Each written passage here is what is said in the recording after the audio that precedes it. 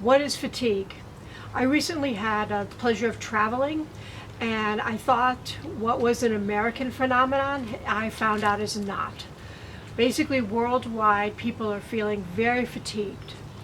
And fatigue is actually a very complicated human condition because it can come from so many sources. It's considered a symptom, it's considered a sign.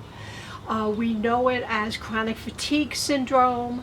That was actually discovered quite a long time ago, but finally really brought out in the 1980s. And by 2006, the CDC was actually updating doctors that it's an actual phenomenon and it wasn't women being hysterical or something like that.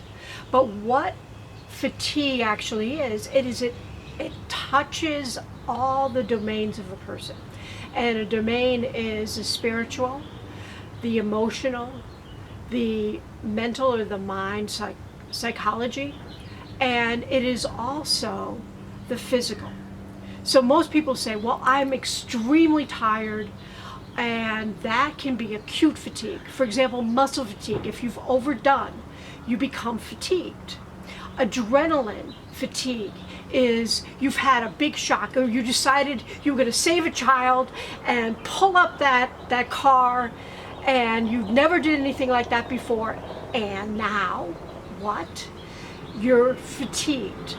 But it could also be the sign if you have fatigue coming on you very quickly as a sign that your heart is giving you problems. Unfortunately, nearly every disease in medical literature uses fatigue as something that is a symptom. So what I would say is fatigue is complex, but the thing that you can realize is you have to notice it in yourself when it occurs, decide whether it's a sign like a rash that a doctor doesn't even have to ask you, or that you're in grief and you're usually fatigued from some kind of breakup or something like that, so that can be emotional fatigue. Or you're psychologically fatigued. Your boss is really making you crazy and you can't do it anymore. So the point that I'm trying to make to you is fatigue is a human condition that is becoming widespread.